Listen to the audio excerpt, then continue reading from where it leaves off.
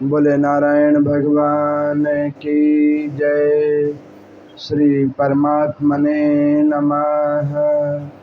गुरु ब्रह्मा गुरु विष्णु गुरुदेवो महेश्वर, गुरु साक्षात् परब्रह्म तस्मै श्री गुरवे नमः। मंगलम भगवान विष्णु मंगलम गुरुध्वजा मंगलम पुंडरीकाक्ष मंगलाय तनो हरि। हरे कृष्णा कृष्णा कृष्णा हरे हरे, हरे राम राम राम हरे हरे। श्री विष्णु महापुराण की कथा के क्रम में आज गत 23वें दिन की कथा है। इस अधिक मास के अंदर में श्रवण किए जा रहे भगवत नाम संकीर्तन स्वरूप श्री विष्णु पुराण की कथा, जिसमें भगवान श्री कृष्ण की उन अमित लीलाओं की चर्चा को गत आप सब लोग विष्णु पुराण के पंचम अंश के अंदर में श्रवण कर रहे हैं।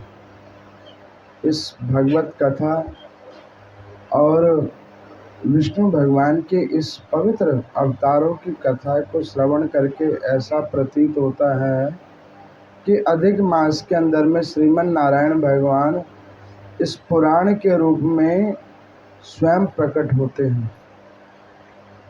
तो उसी कथा के क्रम के अंदर में मैंने कल आप लोगों को भगवान श्री कृष्ण की कुछ पवित्र लीलाओं को श्रवण करवाया था, जिसमें आप लोगों ने कथा के रूप से भगवान श्री कृष्ण जी ने कंस का वध, इसकी कथा को मैंने आपको सुनाया था। कल की कथा में मैंने आपको बतलाया था कि महाराज उग्रसेन किस प्रकार से पुनः अपनी राजगद्दी पे बैठे। कल की कथा में मैंने आप लोगों को ये भी बतलाया कि जो लोग भगवान में विश्वास रखते हैं, एक चित्त होकर भगवान के अंदर विश्वास रखते हैं, देरी जरूर हो सकती है लेकिन कृपा अवश्य होती है। ये चरित्र मैंने आपको देवकी और वसुदेव की कारावास से मुक्ति होने की कथा में सुनाया। कल मैंने आपको एक और बात बतलाया कि व्यक्ति अगर भगवान की पूजा दूसरों के नुकसान के लिए करता है तो भगवान भी उस पूजा से विमुख हो जाते हैं। दिए हुए वरदान भी कभी फलित नहीं होते हैं। वो आपने कल कंस के वध से सुना। भगवान शंकर के द्वारा प्राप्त उस अमोघ धनुष के होने के बावजूद कंस मारा गया। ये कल की कथा में आप लोगों ने श्रवण किया। अब उसी कथा के श्रृंखला के अंदर में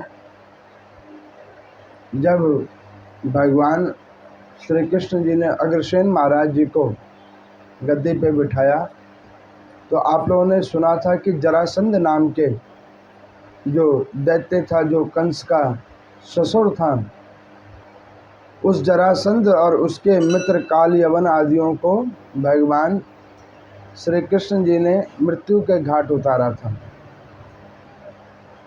जहाँ पे प्रभु का एक नाम रणछोड़ भी पड़ा था। जब भगवान ने इस प्रकार की लीलाएं करके मथुरा को सुरक्षित कर दिया तो देवकी और वसुदेव ने भगवान को निवेदन किया कि आप कहीं ना जाएं, इस मथुरा के अंदर में वास करें। तो भगवान श्री कृष्ण कहने लगे कि मेरा इस पृथ्वी लोक के ऊपर में समस्त जीवात्माओं के हृदय में वास है, इसलिए कि मैं कहीं एक जगह पे स्थिर नहीं हो सकता। तब देवकी और वसुदेव के नाना प्रकार के निवेदन करने पर उन्होंने कहा कि आप कोई ऐसा राज्य, कोई ऐसी राजधानी बनाएं जहाँ पर में आपका वास हो सके। तब भगवान श्री कृष्ण ने कहा कि ठीक है। अब भगवान श्री कृष्ण ने एक पुरी का नियोजन करवाया जिसका नाम द्वारकापुरी पड़ा। भगवान का वहाँ पर एक नाम पड़ा द्वारकाधीश। अब भगवान उस पुरी, उस राज्य के नरेश बनकर बैठे हैं। तो एक दिन बलराम जी ने भगवान श्री कृष्ण को कहा कि कन्हैया, बहुत दिन हो गए हम वृंदावन नहीं गए, तो तुम कहो तो एक बार वृंदावन हो आए। तो भगवान ने कहा कि देखो, मैं वृंदावन अभी नहीं जाऊंगा, मैं उन ब्रजवासियों को कह के आया हूँ कि मेरा अंतिम और पूर्ण वास आप लोगों के बीच ही में होगा, लेकिन वस्तुत रूप में अभी मुझे और बहुत सारे कार्य इस पृथ्वी लोक के ऊपर में करने हैं। अब वो नाना प्रकार की बातों को बतलाकर भगवान श्री कृष्ण ने वृंदावन जाने से मन अपना हटा लिया। तो बलराम जी ने कहा कि अच्छा, वो सब तो ठीक है, अब एक काम करो कि जब इतना बड़ा महल बन गया है तो इसमें महल में रहने वाली भी तो कोई ले लो।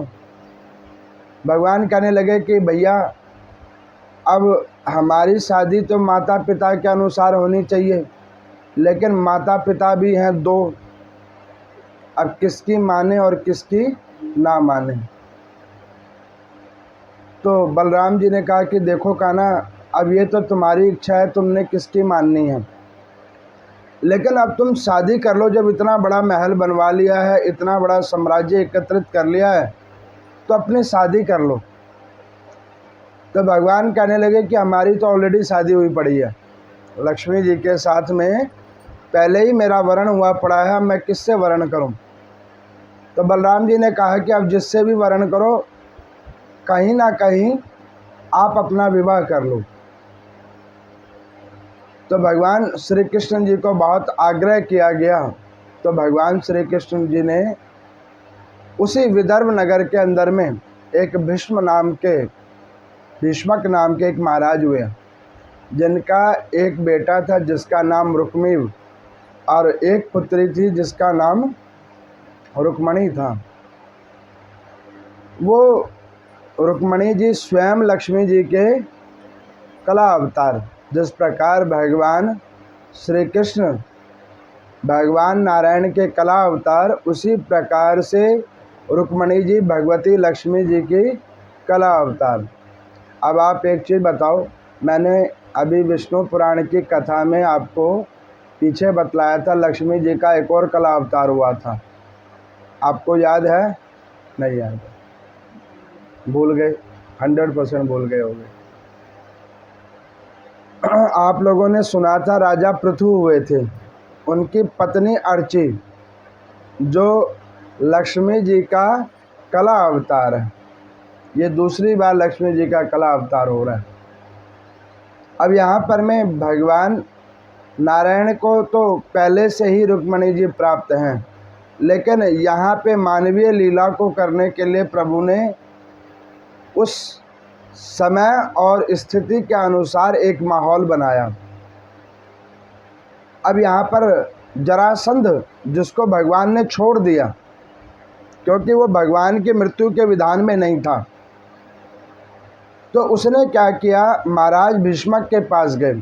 उन्होंने कहा कि आप अपनी बेटी का विवाह क्यों नहीं करते। तो उन्होंने कहा कि कोई अच्छा लड़का मिले तो शादी करेंगे। तो रुक्मीव का एक मित्र था जिसका नाम था शिशुपाल, जो भगवान श्री कृष्ण जी के बुआ का लड़का था, जिसको जब उसने जन्म लिया था तो भगवान ने, विद्वानों ने जब उसकी कुंडली देखी तो उसमें लिखा था कि इसकी मृत्यु भगवान श्री कृष्ण के द्वारा होगी। तो उनकी बुआ ने कहा था कि तुम मेरे बेटे को मारोगे। तो उन्होंने कहा था कि बुआ देखो, तुम्हारे बेटे के मैं 100 अपराध पहले क्षमा करूँगा, जब वो 100 अपराध कर लेगा तो उसके बाद फिर ये मृत्यु को प्राप्त होगा। ये आश्वासन शिशुपाल को भगवान ने पहले ही दे रखा है कि 100 अपराध करने के बाद तुम्हें मैं मृत्यु प्रदान करूँगा।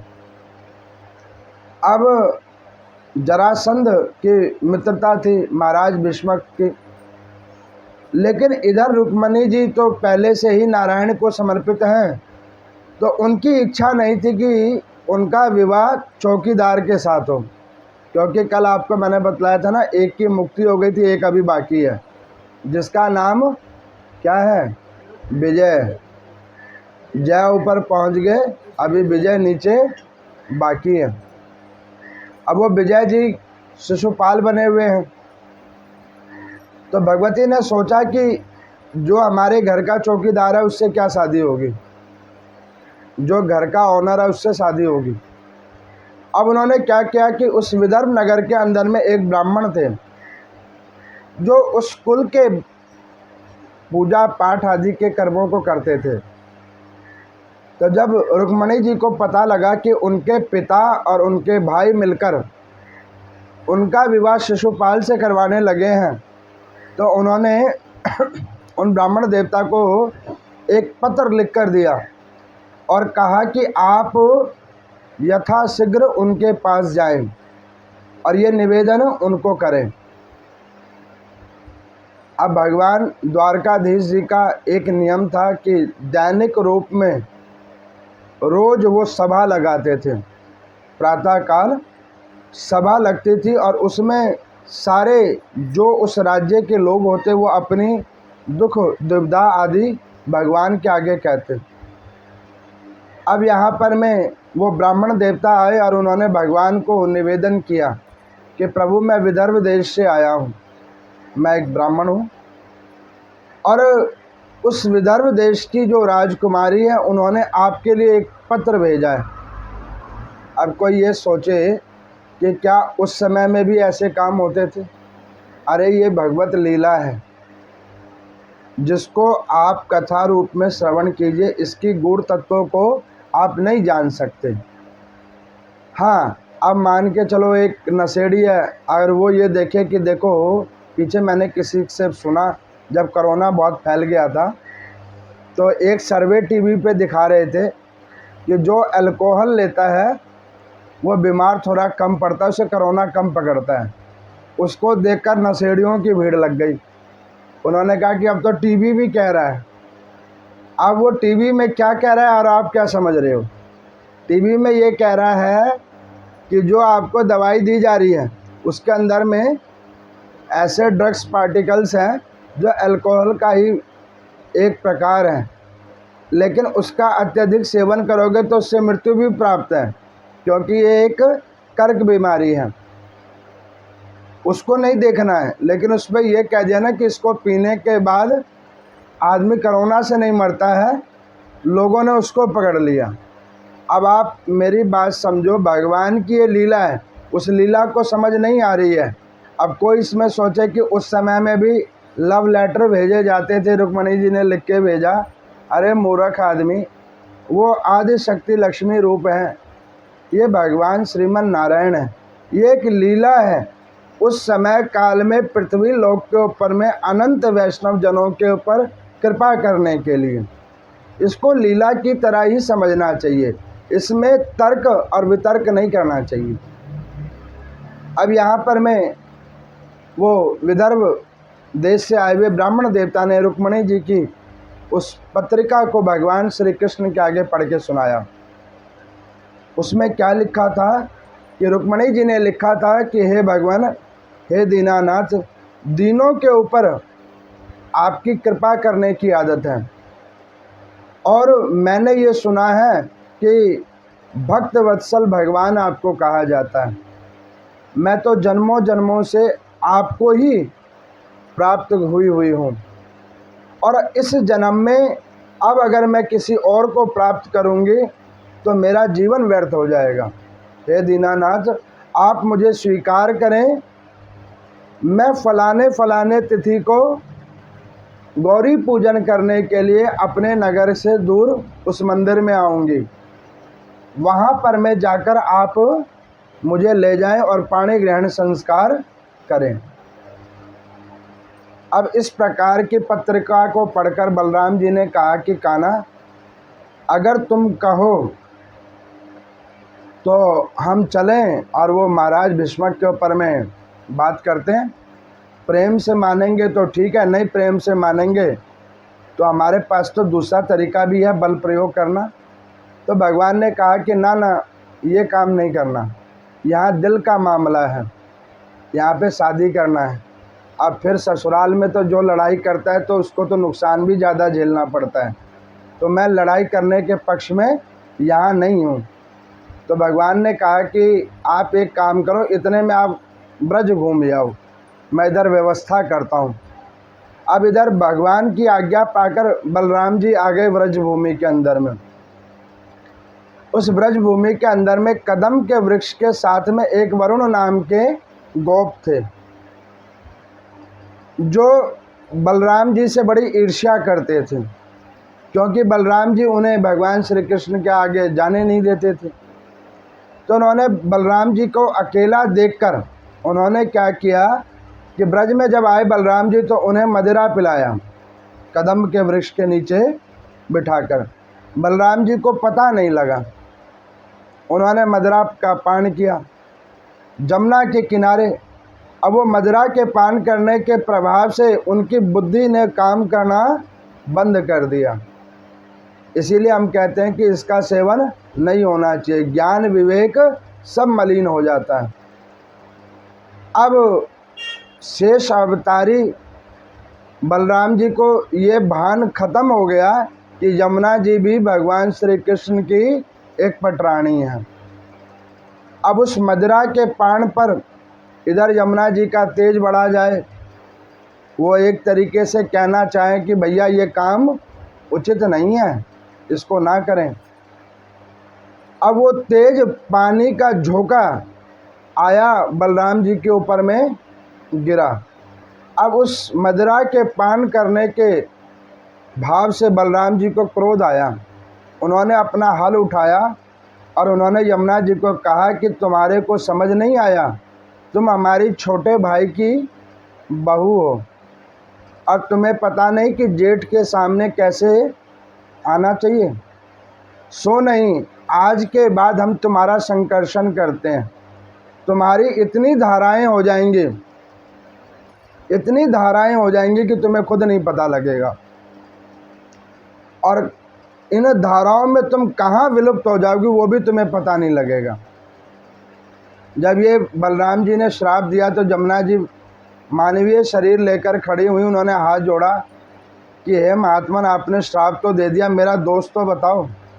मैं तो केवल आपको यही निवेदन कर रही थी कि प्रभु ये आप जो कर रहे हो वो ठीक नहीं है, और मुझे पता है कि मर्यादा किसे कहते हैं।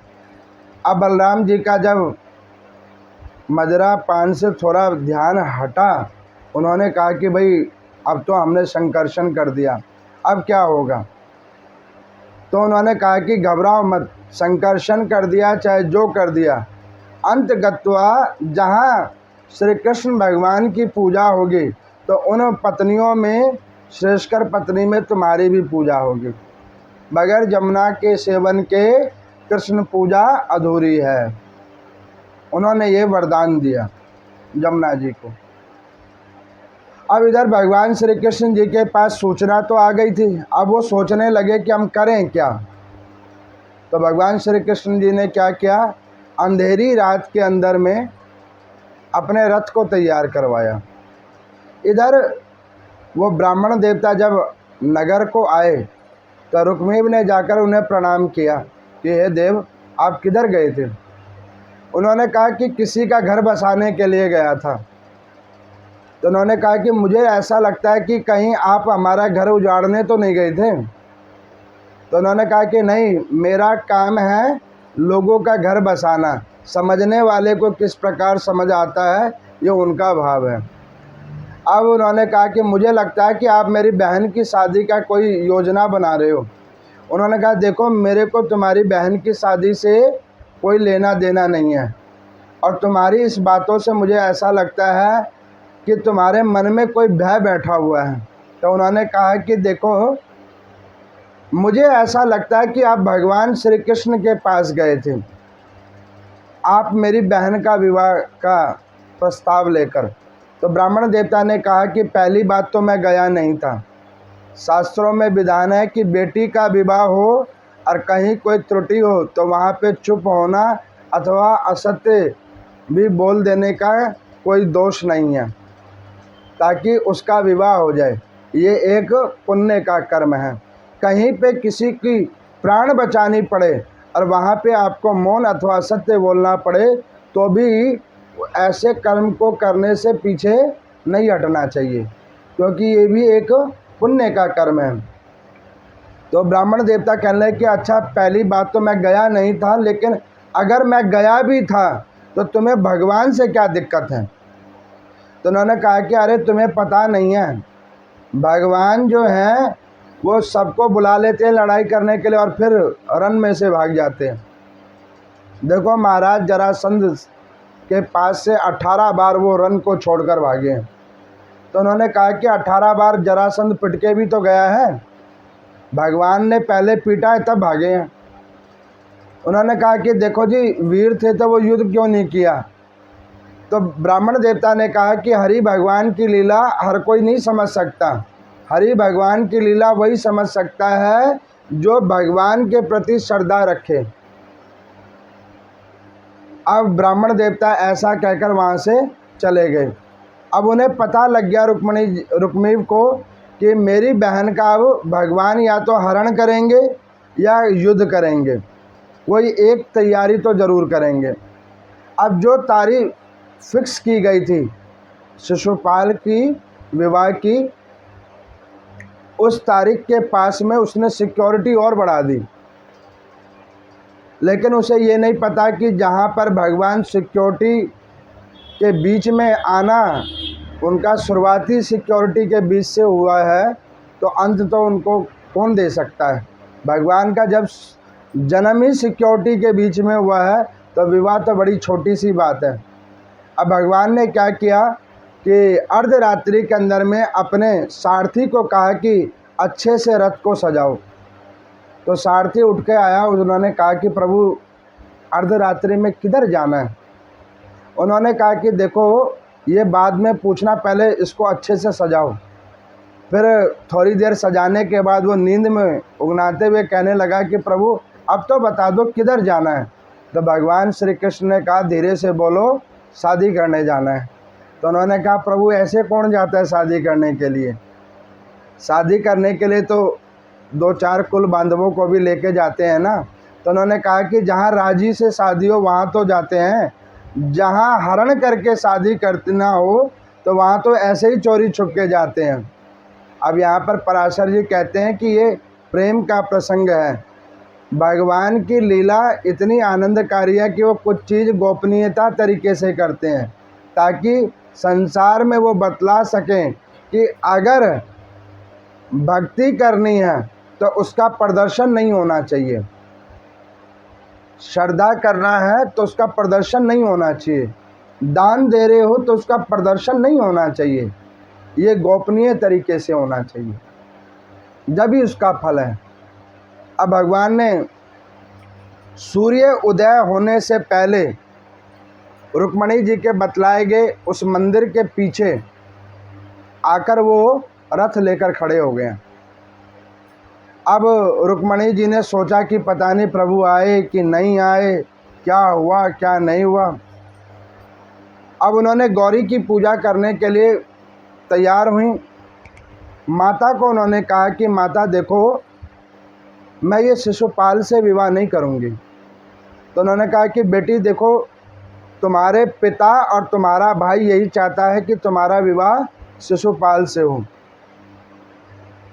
लेकिन तुम्हारी इच्छा कृष्ण जी में क्यों है? तो भगवती लक्ष्मी जी ने कहा रुक्मिणी स्वरूप जी ने कि माता मैं तो अजन्मा उस परमात्मा श्री हरि की हूँ जिसका जन्म नहीं होता, और ये शिशुपाल एक मानव है और वो परमात्मा है।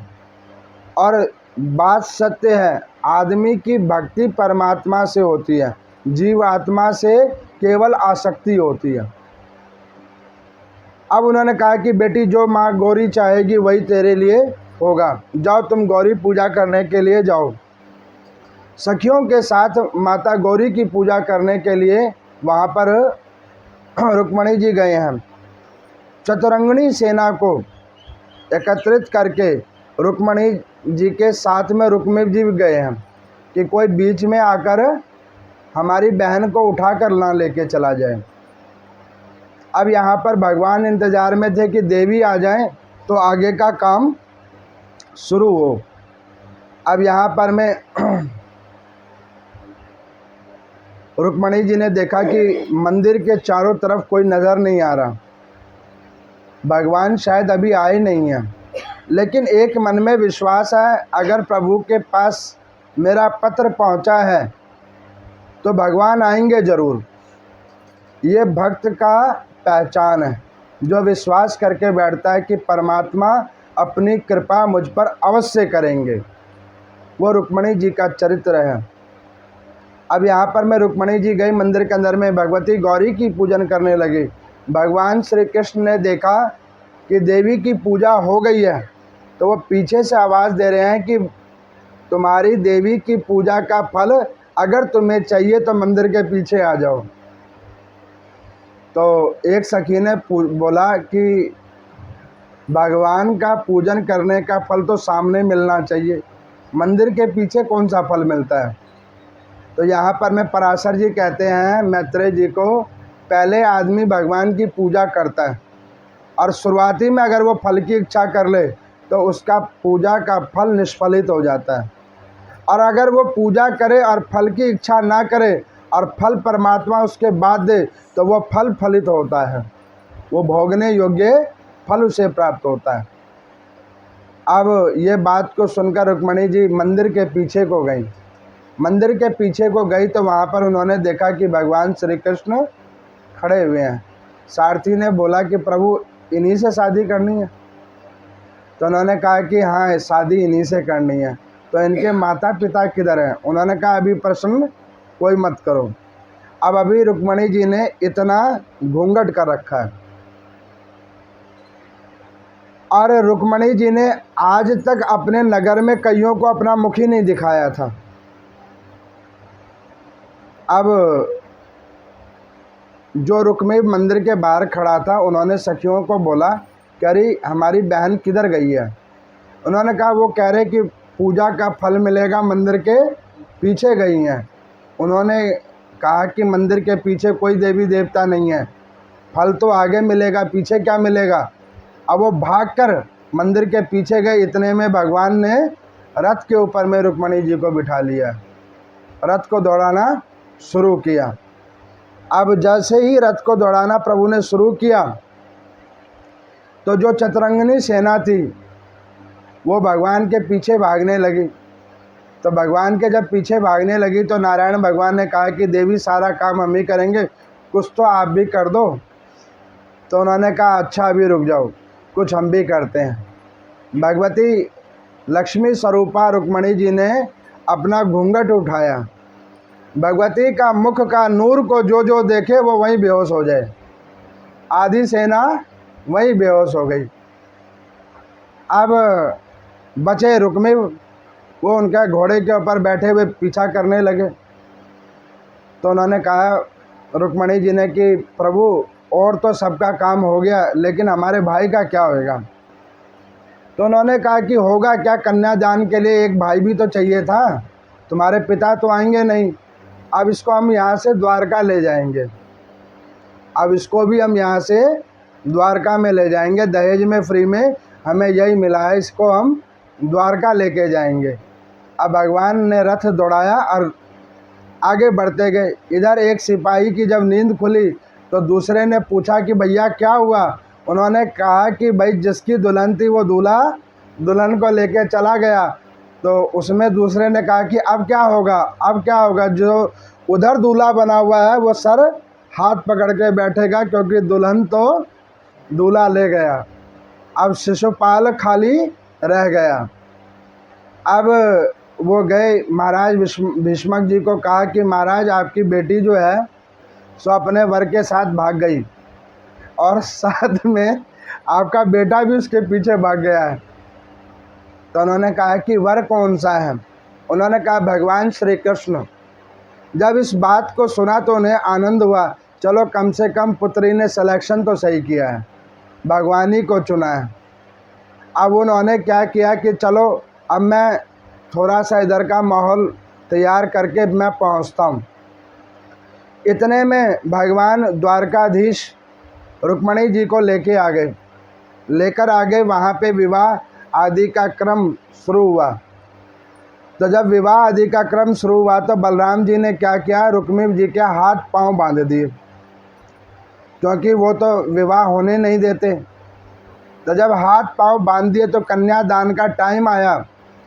तो उन्होंने कहा कि महात्मन, तुम्हारी ये छोटी बहन है, इसका कन्यादान कर दो, अपनी स्वेच्छा से कर दो, और नहीं तो फिर हमें दूसरा तरीका भी आता है। अब रुक्मिणी जी नहीं उठे तो बलराम जी ने क्या किया, उनकी आधी मूंछ काट दी और आधी दाढ़ी काट दी। अब जब ऐसी दुर्दशा हुई तो उन्होंने सोचा कि अब करे तो करे क्या। तो अब जाकर उन्होंने बहन का कन्यादान किया। इधर भगवान श्री कृष्ण की प्रथम पटरानी बनी है महारानी रुक्मणी जी। उस द्वारकाधीश भगवान की प्रथम पटरानी रुक्मणी जी बनी है। गंधर्व रीति से भगवान का विवाह हुआ है। अब आप एक जगह देखो, भगवान का कोई नियोजित होकर कोई विवाह नहीं हुआ है, कोई विवाह नियोजित होकर नहीं हुआ है कि हाँ भाई भगवान ने तैयारी की होगी शादी की, 100 बंदों को बुलाया होगा, ना, नियोजित होकर। अब इस प्रकार से भगवान की पहली शादी हुई, प्रभु की पहली शादी हुई। अब जब शादी हो गई तो बलराम जी ने कहा कि अब मेहमान जी के हाथ खोल दो, अब तो रिश्तेदार बन गए, इनके हाथ खोल दो। अब रुक्मिणी जी ने सोचा कि जब बहन की शादी हो ही गई तब हम करेंगे क्या। उन्होंने कहा कि आधी मूंछ काटी, आधी दाढ़ी काटी, कम से कम सेविंग तो पूरी करवा दो, घर जाएंगे तो लोग क्या कहेंगे कि भाई ये क्या करवा के आए हो। पूरी सेविंग करवाई उन्होंने। उसके बाद अपने पिताजी के पास गए। उन्होंने कहा कि देखो, चाहे जो हुआ, बहन ने शादी बड़े अच्छे घर में की। विदर्भ नरेश आए, भाव निष्ठा रूप से पुत्री को नाना प्रकार का दहेज दिया, अनंत अनंत दहेज उन्होंने अपनी यथाशक्ति भगवान को दिया।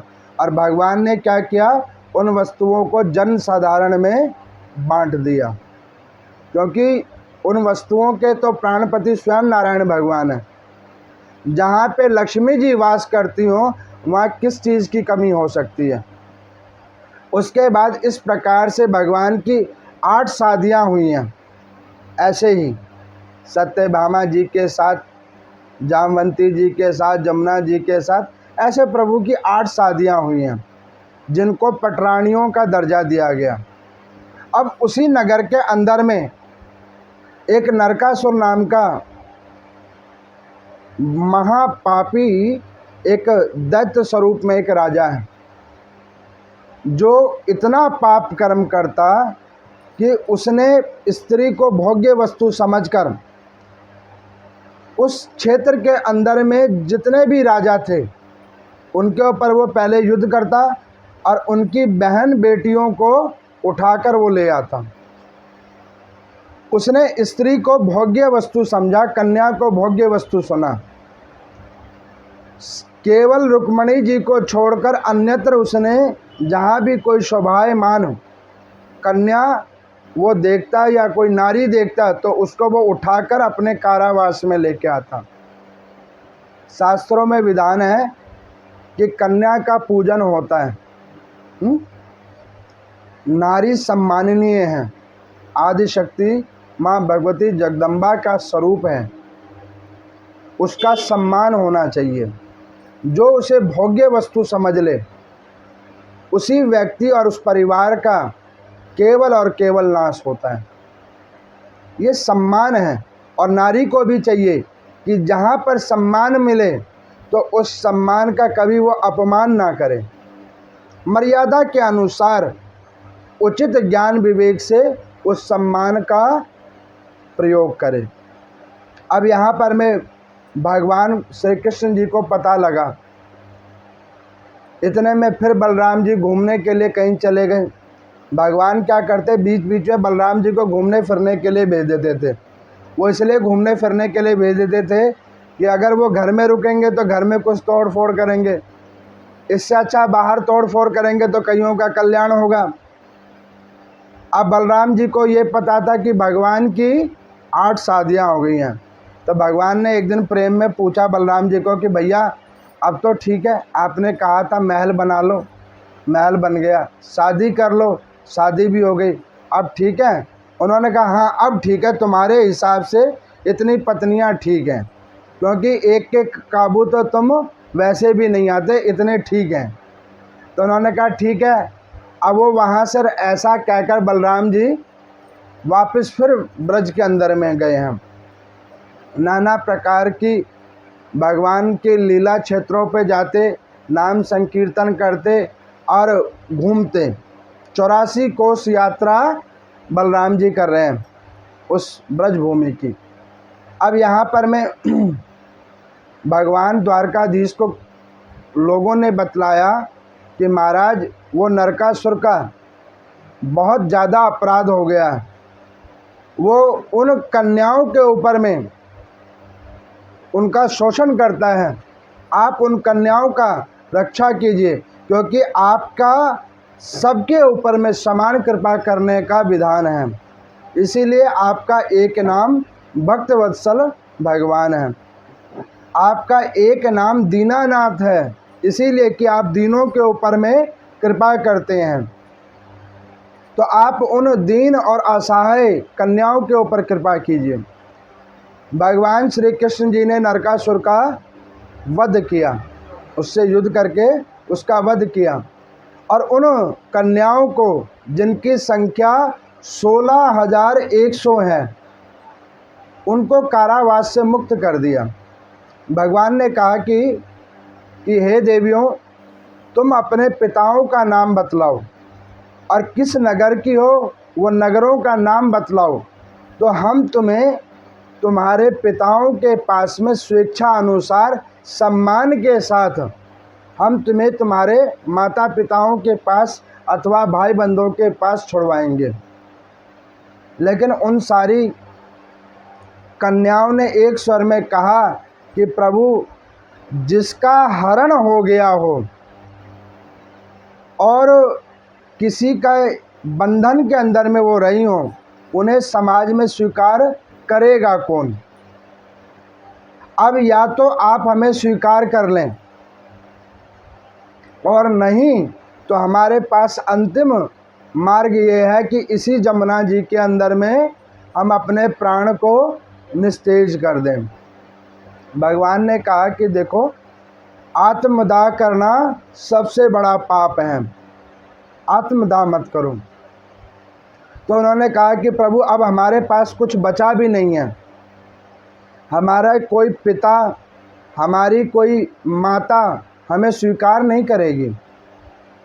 एक बार अगर वो स्वीकार कर भी ले, लेकिन ये समाज हमें स्वीकार नहीं करेगा, हमारे अंदर में ही खोट देखेगा।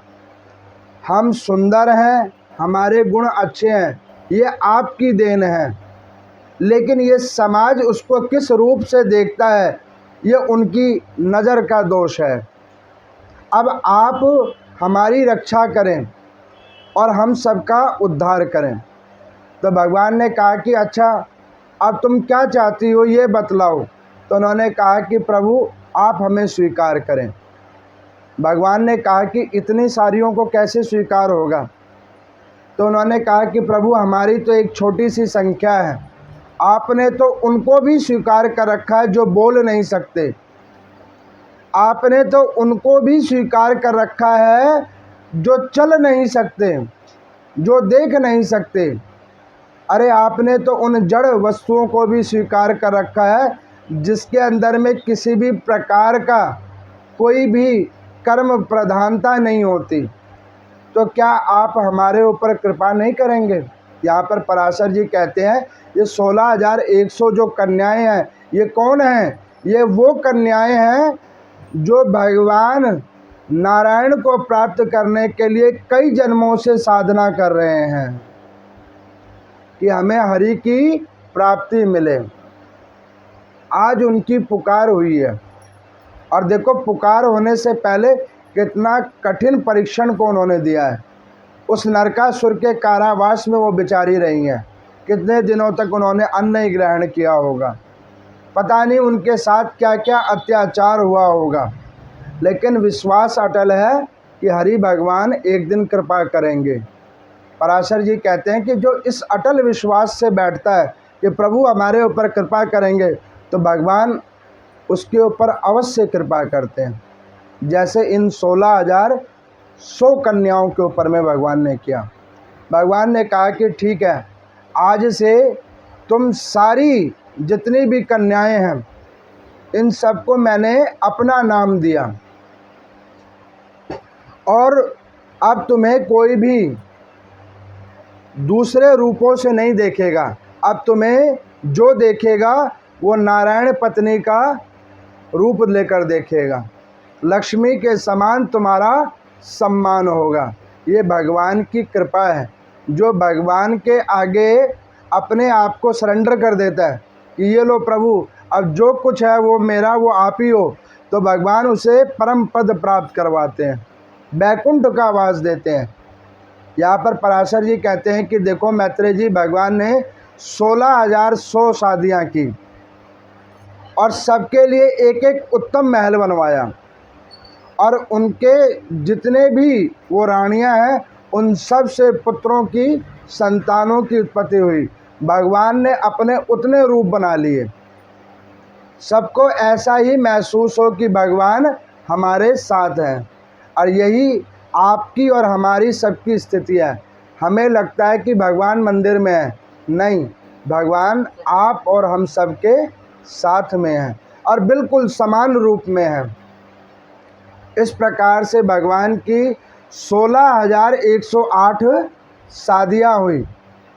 अब बलराम जी घूम के आए, उन्होंने कहा कि कान्हा, हम तो 8 शादी करवा के गए थे तुम्हारी, ये इतनी शादियाँ कैसे हो गई? हमने तो कहा था कि चलो इतने बड़े महल में 1-2 रानियाँ होंगी तो अच्छी लगेंगी, लेकिन तुमने तो पूरा नगर ही बसा दिया शादी करके। तो उन्होंने कहा कि भैया आपने आदेश किया और हम क्या करें, दिल है कि मानता नहीं, चाहने वाले लोग इतने हैं, किधर जाएं? जिधर जाते हैं वहाँ एक बंदा खड़ा होता है कि प्रभु हमें आप स्वीकार कर लो। प्रभु को चाहने वाले लोग इतने हैं। कौन कहता है कि भारत वाले ही केवल भगवान का भजन करते हैं? आप एक बार घूम के तो देखो, विदेशों में भी भगवान की बड़ी पूजा होती है। पता नहीं किस किस नामों से पूजा होती है। इनको चाहने वाले लोगों की कोई कमी नहीं है। और मैं कहता हूँ कि सत्य यही है कि वाकई भगवान को चाहने वाले लोगों की कोई कमी नहीं है। प्रभु की कृपा अनंत है, तो प्रभु के भक्त भी बड़े अनंत हैं। तो इस प्रकार से विष्णु पुराण के पंचम अंश की मैंने 30 अध्याय से लेकर 35 अध्याय के अंदर में भगवान के विवाह और गृहस्थ आश्रम की कथा आपको मैंने सुनाई है। जो इस पवित्र गृहस्थ आश्रम की कथा को श्रवण करता है, भगवान श्री कृष्ण की कृपा से उन सभी गृहस्थ जीवियों के ऊपर में अनंत कृपा प्रभु देते हैं और उनका गृहस्थ आश्रम सुखमय तरीके से निकलता है। बोलिए नारायण भगवान की जय।